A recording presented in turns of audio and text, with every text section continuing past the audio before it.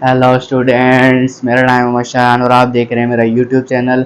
और आज हम पढ़ने वाले हैं, क्या पढ़ने वाले हैं? The arithmetic mean of the statistical data, या फिर कोई भी डेटा। डेटा के अर्थमेटिक मीन को निकालना आज सीखेंगे और देखेंगे कि किस किस तरह का अर्थमेटिक मीन होता है। उसके ऊपर आज हम कुछ क्वेश्चंस और स्ट्रेटजीज को अप्लाई करके देखेंगे कि व्हाट इज अर्थमेटिक मीन, और उसको आज मुकम्मल तरीके से समझ लेंगे कि क्या होता है और कैसे निकालते हैं। इससे पिछले लेक्चर में मैंने आपसे बात की थी कि स्टेटिस्टिकल टर्म्स क्या होती हैं, आपको हर चीज़ का फ्रीक्वेंसी टेबल बनाकर दिखाया था। और उससे और प्रीवियस लेक्चर के अंदर मैंने आपको पूरा स्टेटिस्टिक्स का मतलब समझाया था कि व्हाट इज स्टेटिस्टिक्स, इसको हम रियल वर्ल्ड के अंदर यूज़ कैसे करते हैं। अच्छा जी, अब यहाँ तक तो बात समझ में आती है। इसके बाद मैं आपसे एक और बात कहना चाहता हूँ कि अगर आपको और प्लेलिस्ट यहाँ पर किसी भी सब्जेक्ट की देखनी है तो आप मेरी प्लेलिस्ट देख सकते हैं। फॉर एग्जांपल लैप्लास ट्रांसफॉर्मेशन की पूरी प्लेलिस्ट आपके पास मिल जाएगी, फोरियर ट्रांसफॉर्मेशन आपको मिल जाएगा, इंटीग्रेशन बाय पार्ट्स इंटीग्रेशन का पूरा कोर्स मेरा अपलोडेड है, आप जाके देख सकते हैं। और कुछ जेई एडवांस के कुछ बेहतरीन से टॉपिक भी मैंने अपलोड कर रखे हैं। अच्छा जी, अब बात करेंगे, आप उसको देख सकते हो, मेरा आई टैब पर डिस्क्रिप्शन में आपको मिल जाएंगे। अब बात करते हैं, हम यहाँ पर स्टेटिस्टिक्स हम स्टार्ट कर चुके हैं। अब बात करेंगे what is the arithmetic mean of the data. अच्छा, मीन आपको क्या समझ में आता है? जब भी हम बचपन में मीन निकालते थे, मान लो कि हमें 4 और 8 के दरमियान क्या कहते हैं मीन निकालना होता था, हम क्या करते थे भाई, 4 को 8 में ऐड करते थे और 2 से डिवाइड कर देते थे, मीन निकल के आ जाता था। जैसे कि 8 और 4 12, 12 को 2 से किया कितना है 6, तो 6 क्या कहलाता था? हमारा मीन कहलाता था। इसका मतलब क्या हुआ, अगर आपको कोई भी डेटा गिवन हो, बात कर रहा हूँ अनग्रुप्ड डेटा की, और अनग्रुप्ड डेटा एक ऐसा डेटा होता है जो कि हमें रैंडमली गिवन होता है। ठीक है भाई, अनग्रुप्ड डेटा की यहाँ बात करते हैं। देखो, जैसे कि मेरे पास एक डेटा गिवन है x1, मान लेता हूँ x2, ठीक है, तीसरा डेटा मान लेता हूँ x3, और ये ऐसे x से n तक मुझे गिवन है। कोई भी ये डेटा है, क्या है? कोई भी डेटा है। अगर मुझे इसका मीन निकालना है ना, तो मैं क्या करूंगा, जरा गौर से यहाँ पर देखते जाना। मुझे यहाँ पर किसका निकालना है? मीन। अच्छा, मीन को मैं एक्स बार से भी डिनोट कर सकता हूँ, मीन को मैं म्यू से भी डिनोट कर सकता हूँ, दोनों बातें सही होंगी। अच्छा जी, मुझे एक्स बार निकालना होगा। बार निकालने के लिए मैं क्या करूंगा, समीशन लगाऊंगा। समीशन का मतलब ऐड करूंगा, किसको? आई इक्वल टू 1 टू एन, आई 1 से लेके एन तक, किस किस को? एक्स आई को। इन जितने भी मुझे एक्स आई गिवन है, कहां से कहां तक, 1 से लेके एन तक, मैं इनको ऐड करूंगा और डिवाइड कर दूंगा कितने, जितनी भी नंबर ऑफ ऑब्जर्वेशन है, यानी कि टोटल नंबर ऑफ एन से। तो ये एन जो होता है यहाँ पे क्या कहलाएगा? Total number of observations.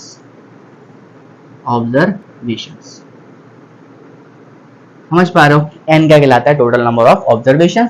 और समेशन ऑफ एक्स आई, आपको जो भी डेटा रैंडमली गिवन है उसको सबको ऐड करो, और वो जितनी चीजें ऊपर हैं उसी की तादाद को गिनो और उससे डिवाइड कर दो, आपको पास क्या निकल जाता है? मीन निकल जाता है। यही बात मैंने कुछ ऐसे बताई थी कि 4 और 12 या 4 और 8 को आप ऐड करते हो और कितनी टर्म्स है? 1 2, 2 से डिवाइड कर तो मीन आ जाता है। तो बिल्कुल कॉन्सेप्ट आपके पास यही होता है। अगर डेटा भारी आ जाए, बड़ा आ जाए, कोई मसला यहाँ पर नहीं आएगा। अच्छा जी, अब यहाँ बात करेंगे हम कि यहाँ पर एक आइडेंटिटी का मैं आपको बताता चलूँ, बहुत ही ज्यादा इंपॉर्टेंट आइडेंटिटी है जिसका बेस पर आपको काम करना होगा। अच्छा जी, अगर मैं आपसे बात करूं कि जो x बार है वो बराबर किसके है? Summation i equal to 1 to n और x I divide by n के। तो अगर मैं यहां से आपको इम्प्लाइज दैट एक बात बताऊं, ये जो समेशन है i equal to 1 to n x i, क्या मैं इसको कह सकता हूं ये बराबर है एन टाइम्स एक्स बार? क्या कह सकता हूँ? This is equal to n times x bar. यानी अगर मीन को मैं नंबर ऑफ ऑब्जर्वेशन से मल्टीप्लाई कर दूं तो मेरे पास सारी जितना भी डेटा उसकी एडिशन आ जाती है। ये बात आपको याद रखनी है, बहुत ही इंपॉर्टेंट आइडेंटिटी है और ये क्वेश्चंस के अंदर रैंडमली यूज भी होगी। अच्छा, ये बात तो मैंने किसके लिए करी थी? अनग्रुप्ड डेटा के लिए। अनग्रुप्ड डेटा जिसके अंदर फ्रीक्वेंसी गिवन नहीं होती। अगर फ्रीक्वेंसी गिवन हो तो क्या करोगे? अब आपके पास मैं बात करता हूं ग्रुप्ड डेटा की। किसकी बात करूंगा? ग्रुप डेटा की। ग्रुप डेटा क्या होता है?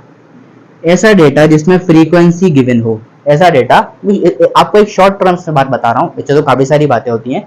इन टर्म्स ऑफ शॉर्टेज बता रहा हूँ कि अगर आपके पास फ्रीक्वेंसी गिवन होगी तो आप उसको क्या बोलोगे, ग्रुप डेटा। ग्रुप डेटा की जो आप फ्रीक्वेंसी को यानी कि आप उसको ऐड करते हो या उसका मीन निकालते हो, कैसे निकालोगे, तो वहां पर जो एक्स बार यानी कि आपका मीन निकाला जाएगा वो बेसिकली कैसे निकाला जाएगा, x1 f1 plus x2 f2 plus dot dot dot xn और fn डिवाइडेड बाय जितनी भी फ्रीक्वेंसी है उसका सम, यानी कि अगर मैं बात करूं f1 plus f2 plus f3 dot dot dot fn तक, तो this is the formula of calculating the arithmetic mean of the group data. बस इतनी सी बात है, ये दो फार्मूला, तीन फार्मूला आपको याद रखने हैं, आपका कॉन्सेप्ट बहुत आसानी से क्लियर यहाँ पे हो जाएगा। अच्छा, अगर इसको मैं थोड़ा सा कॉम्पैक्ट फॉर्म में लिखना चाहूंगा तो कैसे लिखूंगा, अब यहाँ पे लिख सकता हूँ, देखो बच्चों, समेशन कहां से कहां तक, i equal to 1 to n, कहां से कहां तक, xn से तक जा रहा है, तो xi fi divided by summation i equal to 1 to n और fi। तो this is the compact form of the formula of the mean of the group data. अब ये मैंने आपको यहाँ दो चीजें समझा दी हैं कि मीन के फॉर्मूलाज क्या होते हैं और आप मीन को कैलकुलेट कैसे करोगे, लेकिन अभी समझ में नहीं आ रहा होगा। क्यों कि जब तक एग्जाम्पल ना करेंगे हमारे तो समझ में नहीं आने वाला। तो जल्दी से आते हैं एग्जाम्पल के ऊपर ताकि हमें क्लियर हो जाए कि मीन ऑफ द डेटा कैसे कैलकुलेट किया जाता है। चलिए चलिए को आगे चलते हैं। चलो बच्चों, बात करते हैं क्वेश्चन के ऊपर ताकि हमें समझ में आए कि मीन क्या होता है। अच्छा भाई, कहता है सवाल, देखो सवाल को जरा गौर से समझना, कुछ भी नहीं कहता है, बहुत छोटी सी बात बोल रहा है कि भाई बोल रहा है कोई डेटा कंसिडर करो x के अंदर टेकिंग वैल्यूज, जिसकी वैल्यूज हैं कौन सी हैं, 0 2 4 8 से लेकर 2 की पावर n तक, और उसकी फ्रीक्वेंसीज आपको कॉम्बिनेशंस में गिवन है nc0 nc1 up to ncn तक, और कह रहा है डेटा का मीन जो है वो ये है, बताओ n की वैल्यू क्या होगी। इस n की वैल्यू मांग ली। अब भाई क्वेश्चन तो अच्छा है, समझ में आने वाला है। तो सबसे पहले इसका डेटा बनाते हैं। तो आपको जो x की वैल्यूज हैं वो क्या दी गई हैं, एक तो 0, एक तो 2, एक तो 4, एक तो 8, और चलते चलते कहाँ तक जा रहा है, 2 की पावर n तक, ऐसा डेटा गिवन है। अब मैं क्या करता हूँ, फ्रीक्वेंसीज को लिखता हूँ। फ्रीक्वेंसी कितनी गिवन है भाई, nc0 nc1 nc2 nc3 up to ncn तक। अगर मैं इसका डेटा बना लेता हूँ ऐसे करके, तो ये चार्ट बन जाएगा हमारे पास। अब ये चार्ट बनते ही आपको एक फील आएगी कि मैं स्टैटिस्टिक्स पढ़ रहा हूँ, ऐसे ही ना बच्चों, ऐसे समझ में आ रहा है कि चार्ट बनते फील आ रही है कि स्टैटिस्टिक्स पढ़ रहा हूँ, ठीक है। अच्छा जी, अब यहाँ पर आपको पता होना चाहिए कि मीन का फॉर्मूला तो आपको दे रखा है, लेकिन मीन का फॉर्मूला अक्सर होता क्या है ये तो बताओ भाई। मीन का जो फॉर्मूला होता है, जितना मैंने पढ़ा है, बराबर होता है summation from i equal to 1 to n X I F I divide by summation of F I. मैंने तो फॉर्मूला ये पढ़ा है। अब अकॉर्डिंग टू दिस खोल के देखते हैं भाई। देखो summation of x I F I यानी कि सबको मल्टीप्लाई करो, x को और f को मल्टीप्लाई करके n तक ऐड कर दो। भाई कैसे होगा, 0 मल्टीप्लाई बाय nc0 प्लस करेंगे, फिर 2 को मल्टीप्लाई करेंगे किससे, nc1 के साथ, फिर 4 को मल्टीप्लाई कर देंगे हम किसके साथ, nc2 के साथ, और ये चलता रहेगा कहाँ तक, 2 की पावर n ncn। समझ में आती बात, कोई दिक्कत नहीं। नीचे आ जाओ, और नीचे कह रहा है समीशन ऑफ एफ आई, इन सारे समीशंस को ऐड कर दो। क्या होगा, nc0 nc1 nc2 dot dot dot ncn तक। समझ में आती है बात। अब यहाँ से बाइनोमियल थ्योरम का यूज देखना यहाँ पर कैसे हुआ है, सवाल के अंदर बहुत अच्छी तरीके से यूज बताया गया है। मैं आपको लिख के बताता हूँ कि हमें पता है कि 1 प्लस एक्स की पावर n का फॉर्मूला क्या होता है। क्या होता है भाई, nc0 plus nc1 x plus nc2 x square, और कहाँ तक चलता है, ncn x की पावर n। अगर मैं यहाँ पर x की जगह 1 पुट कर दूं, अगर x की जगह पर 1 पुट कर दूं तो ये कुछ ऐसा नहीं बन जाएगा जो नीचे लिखा है, सिंपल सिंपल बनेगा। अब मैं यहाँ भी x की जगह 1 पुट करूंगा तो यहाँ से वैल्यू क्या निकल के आएगी, 1 प्लस 1 2 की पावर n। तो इसका मतलब क्या हुआ, ये जो पूरी सीरीज जो ऐड हुई है किसके बराबर है, 2 की पावर n के। और ऊपर से हम देख लेंगे भाई x मीन इक्वल टू, अब 0 से मल्टीप्लाई होगा तो ऑब्वियसली सी बात है खत्म हो जाएगा। क्या बचेगा, 2 टाइम्स nc1 प्लस 2 की पावर 2 लिख सकता हूँ nc2 plus dot dot dot 2 की पावर n और ncn लिख सकता हूँ, कोई फर्क नहीं पड़ रहा। अब ये पूरा जो है वो 2 की पावर n के बराबर था। समझ में आती बात। अब देखो ऊपर की तरफ से अगर मैं इस फॉर्मूले का यूज करूं, कुछ भी नहीं करूंगा, अब यहाँ पर x की जगह अगर मैं 2 रख दूं, ऑब्वियसली सी बात है कि x की पावर n है, यहाँ पे 2 की पावर n आ रही है, x की जगह मैं क्या रख दूं, 2 रख दूं। तो जब मैं यहाँ 2 रखूंगा तो आपके पास बिल्कुल ऑब्वियसली सी बात है यही सीरीज बनेगी जो यहाँ लिखी हुई है। तो सीरीज बन रही है तो 1 + 2 कितना होगा, 3 की पावर n। इसको लिख सकता हूँ 3 की पावर n। लेकिन एक बात याद रखो, यहाँ पे NC0 है और यहाँ पर NC0 नहीं है। अच्छी बात याद दिलाई मैंने। तो आप क्या करोगे, NC0 को ऐड भी करोगे और NC0 को सब्ट्रैक्ट भी करोगे ताकि आपका फॉर्मूला बन जाए। तो इसका आपने बंद करा और माइनस का क्या बचा, NC0। तो इस पूरे टर्म को मैं क्या लिख सकता हूँ, x bar is equal to 3 की पावर n माइनस NC0 मतलब 1 डिवाइड बाय 2 की पावर n लिख सकता हूँ। मीन आपको मालूम है, मीन आपको पहले से ही मालूम है। चलो भाई मीन लगाओ।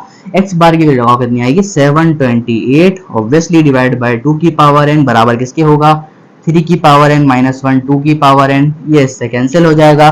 जब मैं 1 को यहाँ लेकर आऊंगा तो ये हो जाएगा 3 की power n is equal to 729 और 3 की पावर n को लिख सकता हूँ 3 की पावर 6। 3 यहाँ से कैंसिल आउट हो जाएगा और n की वैल्यू कितनी आ जाएगी, 6 आ जाएगी। तो हमने आसानी n की वैल्यू कैलकुलेट कर ली by the using of binomial theorem and statistical formulas. हमने बहुत आसानी से यहाँ पर मीन को कैलकुलेट कर दिया। अब n की वैल्यू कैलकुलेट हो गई। अब इसी तरह के और भी बेस्टर सवाल आपसे पूछे जा सकते हैं, उनका भी आपको ट्रायल में यहाँ पे दिखाऊंगा ताकि आपको समझ में आ जाए कि कैसे कैलकुलेट किए जाते हैं। जल्दी से लिख लो, आगे चलते हैं। चलो बच्चों आगे बढ़ते हैं क्वेश्चन नंबर 2 की तरफ। अब देखो आपसे नेक्स्ट क्वेश्चन में कह रहा है कि एमसीक्यू टाइप क्वेश्चन है। कहता है क्या if some x belongs to r, यानी x जो है वो रियल नंबर से बिलोंग करता है, ऑब्वियसली सी बात है। कहता है कि फ्रीक्वेंसी डिस्ट्रीब्यूशन टेबल है किसका, 20 स्टूडेंट्स का। याद रखना 20 बहुत इंपॉर्टेंट चीज है। 20 स्टूडेंट्स का कह रहा है, टेस्ट के अंदर आपको रेफरेंस टेबल दिया गया है, बोला इसके मार्क्स का मीन निकाल के बताओ। इन चारों में से कोई ना कोई एक ऑप्शन होगा, चलो निकालते हैं भाई। अब आपको मार्क्स भी गिवन है और फ्रीक्वेंसी कुछ ऐसे गिवन है और आपसे कहा गया है कि नंबर ऑफ स्टूडेंट्स कितने हैं, यानी नंबर ऑफ टोटल नंबर कितने हैं, 20 हैं। तो हमारे को एक बात समझ में आती है, जो टोटल नंबर ऑफ n होता है वो बराबर होता है समेशन ऑफ फ्रीक्वेंसीज के। समझ में आती बात कि भाई टोटल नंबर ऑफ n क्या होता है, समेशन ऑफ फ्रीक्वेंसीज। क्योंकि मैं आपको बात बता चुका हूँ, n की वैल्यू कितनी है 20, ये आ गया 20। अब समेशन ऑफ fi, भाई इन सारी फ्रीक्वेंसीज को सम कर लो। इसका मतलब यही हुआ x प्लस 1 का square plus 2x minus 5 plus x square minus का 3x प्लस का x। अब इसको सिंप्लीफाई करना बनता है। 20 is equal to X square plus 2x plus 1 plus का 2x negative 5 plus X square minus का 3x प्लस का x। ये खुलेगा। अब इनको ऐड करता हूँ 20, देखो एक्स स्क्वायर और एक्स स्क्वायर कितना हो जाएगा 2x square, 2x 4x 5x 5 minus 3 2x, तो प्लस का 2x। अब सिंपल देख लेता हूँ 1 और माइनस 5 कितना होगा, माइनस का 4 बनेगा। समझ में आती बात। अच्छा जी, अब यहाँ से जरा सा 2 कॉमन लेते हैं या फिर इस 20 को यहाँ पे करवा देते हैं, या तो आपकी मर्जी है 2 कॉमन ले लो। जब मैं यहाँ से 2 कॉमन लूंगा तो यहाँ पे कितना बचेगा 10 is equals to X square plus X minus का 2। ठीक हो गया। अब मैं इस 10 को यहाँ प्लस का है वहां जाके क्या करता हूँ, माइनस का कर देता हूँ। तो यहाँ पे देखना एक्स स्क्वायर प्लस का एक्स माइनस का 12 इक्वल टू 0 बचेगा। समझ पा रहे हो। अब इस इक्वेशन को जब सॉल्व करूंगा तो मेरे पास फैक्टर आएंगे आपके पास x प्लस 4 और x माइनस 3।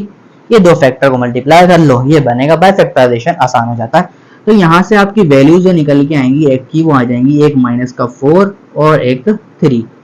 अब यहाँ पर दो वैल्यूज आ रही हैं। अब आप बोलो कौन सी वैल्यू सही है। तो यहाँ पर अगर मैं फ्रीक्वेंसी की जगह रखता हूँ तो देखो -4 अगर मैं यहाँ रखता हूँ तो 7 की फ्रीक्वेंसी -3, और ऐसा पॉसिबल ही नहीं कि फ्रीक्वेंसी माइनस में हो, ये माइनस में नहीं होती और ऑब्वियसली प्लस में ली जाती है। तो हमारे पास जो टेकन वैल्यू होगी कितनी होगी, 3 होगी। हम 3 को इस्तेमाल करके चलेंगे। यहाँ तक हमने अपना x की वैल्यू निकाल ली। अब x की वैल्यू निकाल ही ली है तो उसका टेबल ना बना लूं, जल्दी से टेबल बनाओ। देखो भाई टेबल बनेगा, छोटा टेबल बनेगा। टेबल कैसे बनेगा, देखो सबसे पहले बात करेंगे हम किसकी, मार्क्स की। ये आ गए मेरे पास मार्क्स। यहाँ पर आ जाएगी आपके पास फ्रीक्वेंसी और एक टेबल हम अलग से ले लेंगे। कौन सा बच्चे करेंगे 2 की, यहाँ लिखेंगे 2। यहाँ कितना आएगा 3 आएगा, यहाँ 5 आएगा, यहाँ 7 आएगा। अब 2 उठा के अगर मैं अपनी x की वैल्यू 3 यहाँ रखता हूँ, 3 + 1 4, 4 का स्क्वायर कितना आ जाएगा 16, यहाँ रखूंगा 3 कितना आएगा 2 3 6 - 5 1, यहाँ के कितना आएगा भाई देखो 3 का स्क्वायर 9 और 3 3 9 0, और नेक्स्ट वाला कितना आ जाएगा आपके पास 3 आ जाएगा। अब मेरे पास एक और कॉलम होता है, इसमें क्या निकालता हूँ xi और fi, दोनों को मल्टीप्लाई करता हूँ जब तो मीन आता है भाई। तो भाई यहाँ पर क्योंकि आपको पता है इसका मतलब x होता है, इसका मतलब फ्रीक्वेंसी का मतलब f होता है, दोनों को मल्टीप्लाई करूंगा जो भी रिजल्ट आए। 16 2 का कितना आएगा 32, 3 1 का कितना आएगा 3, ये तो ऑब्वियसली 0, 7 3 का कितना आता है 21। तो मेरे पास ये सारी चीजें आ गई। ये सारी चीजें आने के बाद मुझे एक बात पता है कि मीन का फॉर्मूला होता है summation of xi fi divided by total number of n। तो भाई मुझे मीन तो निकालना ही निकालना है, तो x बार निकालूंगा समेशन ऑफ xi fi, इनको सम कर दो जल्दी से 32 35 और 20 कितना हो गया 56, और n से कितना करूंगा 20 से डिवाइड करूंगा, तो आपके पास जो मीन की वैल्यू आ जाएगी कितनी आ जाएगी 2.8 आ जाएगी। ये आप कैलकुलेटर से निकाल सकते हो फटाफट से। आप कहां से कौन सा हो गया 2.8, और कोई ज्यादा मुश्किल बात इसमें नहीं थी। फटाफट से उम्मीद करता हूँ समझ में बहुत अच्छी तरीके से आ रहा होगा। इसको लिखो, एक और नेक्स्ट क्वेश्चन पे चलेंगे, फिर नए नए मीन की बातें करेंगे आगे चल के, ठीक है भाई। चलो बच्चों अब बात करते हैं मीन के एक और शॉर्टकट मेथड के ऊपर। हमने जो पिछले मीन सीखा वो भी बात अच्छी थी, लेकिन अगर आपके पास डेटा के अंदर कुछ नंबर्स ऐसे बड़े बड़े आ जाएं जिसको आप कैलकुलेट करने में उकताहट हो या मुश्किल हो, काफ़ी टाइम टेकन हो, तो आप इस मेथड का इस्तेमाल करते हो। इसका नाम होता है अज्यूम्ड मीन मेथड। और हम क्या कहते हैं बेसिकली जो अज्यूमेशन होती है ना, वो हम अज्यूम करते हैं वो बेसिकली बीच वाली वैल्यू को करते हैं डेटा की। मैं आपको एग्जांपल के थोड़ी बताऊंगा कि वो अज्यूम मीन क्या होता है। हम मीन कोई सा भी डेटा में से ले सकते हैं, इसमें कोई आपको गलती नहीं होगी। आप मीन अपनी मर्जी से कोई सा भी ले सकते हो। अब यहाँ पे बात सुनना जरा गौर से। इसको कहते हैं अज्यूम मीन मेथड, और एक्स मीन का जो फॉर्मूला होता है वो ये होता है, और यहाँ पर जो डी होता है इसका नाम होता है डेविएशन। डेविएशन का मतलब आप समझ सकते हो, डेटा के अंदर उतार चढ़ाव आना, डेविएट करना क्या कहलाता है डेविएशन। और उसकी वैल्यू होती है आपके पास समेशन, जो भी आपको डेटा दिया गया उसमें से आप अपना अज्यूम मीन को माइनस कर देते हो तो आपके डेटा पर कोई खास फर्क नहीं पड़ता। आपका डेटा वही मीन देता है जो कि आपका फॉर्मूले में होता है। अब बात करता हूं यहाँ पर कि ये इसके बराबर कैसे है। आप बोलोगे सर ये तो बराबर कैसे हो सकता है, ये तो बताओ कैसे बराबर होगा। अच्छा जी चलो बात करते हैं। अगर मैं बोलता हूँ एक्स मीन बराबर है a plus summation of x i, अच्छा डी आई की जगह लिख सकता हूँ summation of x I F i, तो हाँ नहीं summation of F i d i होगा, एफ आई डी आई होता है, ठीक है एफ आई डी आई होता है। तो यहाँ पे क्या लिख सकता हूँ एफ आई, और यहाँ पे कितना आ जाएगा X I minus A according to D I, इसके बराबर होगा नीचे एन के साथ। जब मैं इसका समीशन ओपन करूंगा तो x बार बराबर होगा a plus summation of F I X I divide by N, ठीक बात समझ में आती है, माइनस a मेरे पास ऐसा कांस्टेंट रेट होगा और क्या होगा summation of F I divide by N. समझ पा रहे हो बात को, ठीक है। अच्छा जी अब यहाँ पर देखो कि x मीन बराबर हो गया a प्लस, अब ये पूरा पूरा किसका फॉर्मूला है x मीन का ही तो फॉर्मूला है, ठीक है भाई, माइनस a। अब देखो समीशन कितनी होती है फ्रीक्वेंसीज, n फ्रीक्वेंसीज होती हैं, तो समीशन ऑफ एफ आई किसके बराबर हो जाएगा n के, तो n से n कटेगा, a से a भी कटेगा, तो आपके पास क्या हुआ, ये बात प्रूव हो गई कि भाई ये दोनों फार्मूलास कोई फर्क नहीं रखते, आंसर दोनों में सेम आएगा। ये मैंने आपको प्रूव करके बता दिया। अब इसके बाद बात करते हैं, अच्छा इसमें एक और प्रॉब्लम भी आता है, इसको हम स्टेप डेविएशन मेथड कहते हैं। उसमें कोई फर्क नहीं होता, सिर्फ एक ही बात वो कहता है कि अगर आपका अज्यूम मीन के बाद भी डेटा बड़ा हो रहा है तो आप उसकी क्लास साइज से अपने डेटा के जो आप निकाल रहे हो अज्यूम मीन मेथड से उसको डिवाइड कर लो बस, और मल्टीप्लाई भी कर दो, सिंपल सी बात है। वहां पे कहता है कि ये फॉर्मूला तो हम यूज कर सकते हैं, कोई ऐसा मसला नहीं है, लेकिन एक और फॉर्मूला होता है स्टेप डेविएशन मेथड कहते हैं, जिसको स्टेप डेविएशन मेथड बोलते हैं। स्टेप डेविएशन मेथड आपसे क्या कहता है, ये बोलता है कि भाई मीन जो है बराबर होता है assumed mean plus summation of x i और summation of F I you I divided by summation total number of n, और इस पूरे को मल्टीप्लाई कर देते हो आप क्लास साइज से, H is a class size, जितनी भी क्लास इंटरवल की साइज होगी, ये बात आप जानते हो, व्हाट इज क्लास साइज। ठीक है भाई, ये आपके पास फॉर्मूला, ये भी और ये भी तकरीबन सेम होते हैं। अगर आपके पास कुछ नहीं निकल रहा हो तो हो मतलब मुश्किल वैल्यू आ रही हो तो हम इस फॉर्मूले का यूज भी कर सकते हैं। अभी जो यू आई होता है ना, बेसिकली वो बराबर होता है X I minus assume mean, बिल्कुल ऐसे ही, सिर्फ हम क्या करते हैं, इसको क्लास साइज से डिवाइड कर दे ताकि और डेटा छोटा हो जाए। समझ पा रहे हो बात को? अब इसको यहाँ तक समझ लिया है, अब इस पर बात करेंगे प्रॉब्लम की। प्रॉब्लम करने के बाद क्रिस्टल क्लियर हो जाएगा कि मैं आपसे क्या कहना चाह रहा हूँ। ठीक हो गया? जल्दी से लिखा आगे चलते हैं। चलो बच्चों, बात करते हैं अब हम अपने शॉर्टकट मेथड की एग्जाम्पल पर। अच्छा जी, कहता है कि बोला टेबल जो आपको दिया गया है ये शो करता है किसी भी डेली एक्सपेंडिचर अखराजात का, किस पर, खाने पर, किसका, 25 घरों का, 25 घरों का। ठीक है, in locality find mean of the daily expenditure on food, ये हमसे पता करना चाह रहा है, एक एनालाइजेशन मांग रहा है कि मुझे वो मीन बताओ जो तकरीबन घर पर रोजाना का खर्च होता हो, वो वैल्यू मुझे बता दो कि हमारी जो अप्रोक्सीमेट वैल्यू होगी वो क्या होगी। अब हमें उसका मीन निकालना पड़ेगा, वो कैसे निकालेंगे भाई, देखते जाओ। अब यहाँ पे आपको देखो क्या दिए हुए हैं, क्लास इंटरवल्स। क्या दिए हुए हैं? Class intervals. अब ये कितने दिए हैं भाई, 100 से लेके 150, फिर 150 से लेके 200, फिर 200 से लेके 250, फिर यहाँ से लेके 250 से लेके 300 और 300 से लेकर 350, ये दिए हुए हैं। अब इसकी कुछ फ्रीक्वेंसीज आपको गिवन है। क्या गिवन है? एफ गिवन है फ्रीक्वेंसीज। इसकी वैल्यू कितनी है? 4, इसकी है 5, इसकी है 12, इसकी भी 2, इसकी भी 2। समझ पा रहे हो बात को? अच्छा जी, जब भी हमारे पास डेटा इज इंक्लूसिव क्लास या एक्सक्लूसिव क्लास में अगर गिवन होगा तो हम क्या करेंगे, इसके क्लास मार्क निकालेंगे, यानी कि वो वैल्यू जो इनके बीचों बीच आती हो, इनका मिड पॉइंट क्या कहलाता है? Class mark. अब वो क्लास मार्क हमारे को वो बात बताएगा जो ये पूरा का पूरा टेबल हमें बिहेव कर रहा है, कोई बात बताएगा। तो हम यहाँ क्या बोलेंगे, मिड पॉइंट बोलेंगे या क्लास मार्क बोलेंगे, आप कैसे भी बोलो। कैसे निकलेगा? इन दोनों को ऐड करके 2 से डिवाइड कर दो, मीन तो निकालना ही आता है हमें। तो 100 प्लस 200 कितना होता है? ये 100 प्लस 150, 200 250 डिवाइड बाय 2 कितना आएगा भाई? 225 आई थिंक, 225। ओह सॉरी, कितना आना चाहिए बच्चों? 125, 125। ठीक है भाई, अब बात करते हैं 150 और 200 को ऐड करेंगे, कितना आ जाएगा भाई? 2 से डिवाइड करेंगे, आंसर आएगा 175। ठीक है, फिर हम 250 और 200 को ऐड करेंगे, इतना आएगा 200 200 400 400 और 50 450। 450 को अगर हम 2 से डिवाइड करते हैं तो कितना आ जाएगा भाई? 225, ऑब्वियसली 225। अच्छा जी, हम क्या करते हैं, 300 को 250 में ऐड करते हैं, 550। 550 को अगर मैं डिवाइड करूंगा तो आंसर मेरे पास आएगा 275। और जब मैं 350 को 300 में ऐड करूंगा और 2 से डिवाइड करूंगा तो कितना हो जाएगा, देख सकते हो, 300 300 600 650। 650 को 2 से डिवाइड करो भाई, 2 3 6, 2 2 4 और 2 5 10, यानी कि 325।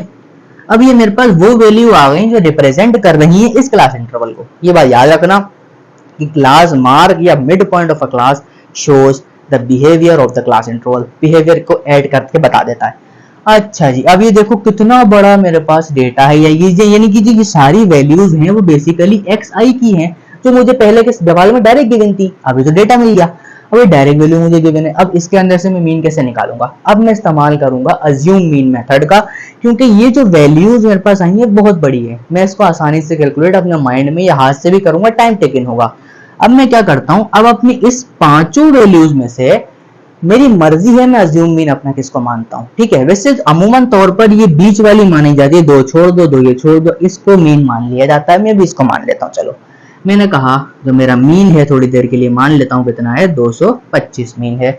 अब देखो, अब हर क्लास साइज में एक फर्क है कि 100 से 150 का फर्क आ रहा है, 150 से 200 या 50, यानी हर क्लास साइज की जो क्लास साइज है वो कितनी है? 50, यानी कि एच आपके पास कितना है? 50। समझ पा रहे हो? एक्स आई की वैल्यूज आपके पास सारी के सारी मिड पॉइंट होती हैं। तो मैं अगर यहाँ पर यू आई निकालना चाहूंगा तो यू आई कैसे निकलता है भाई? X I minus A divided by height, ऐसे ही निकलता है।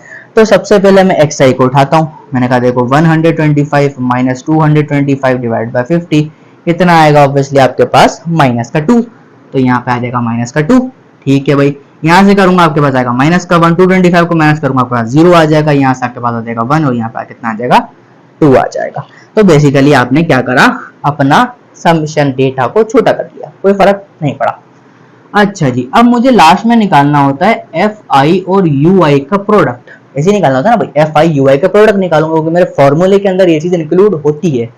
चलो भाई एफ आई यू आई का प्रोडक्ट निकालते हैं। 4 into 2 -8, 5 into -1 -5, 12 into 0 obviously 0, 2 into 1 2, 2 into 2 4। निकल के आया, बिल्कुल निकल के आ गया। अब जरा मैं इसका टेबल बना देता हूँ, कोई मसला नहीं होता कि ये आ गया आपके पास टेबल और ये वाला टेबल आ गया, ये टेबल बना दिया। ठीक है भाई, अब आपका मसला नहीं होगा। अभी टेबल बनाने से क्या हुआ, मुझे चीजें मिल गई। अब यहाँ मैं बात करता हूँ, देखो अगर मैं इसको ऐड कर लूं, मैंने कहा summation of F I you i को मैं ऐड करता हूँ, कितना आएगा जरा गौर से देखेंगे। 8 और 5 13, 13 यानी कि माइनस का 13, मैं 13 में अगर मैं 4 + 2 6 ऐड करूंगा तो बचेगा माइनस का 7, तो ये कितना आ गया माइनस का 7। कोई मसला नहीं। अब मेरे पास जो मीन का फॉर्मूला होता है वो होता है assumed mean plus summation of F I you I divided by N total number और मल्टीप्लाई बाय क्लास हाइट। क्या मैं गलत बोल रहा हूँ?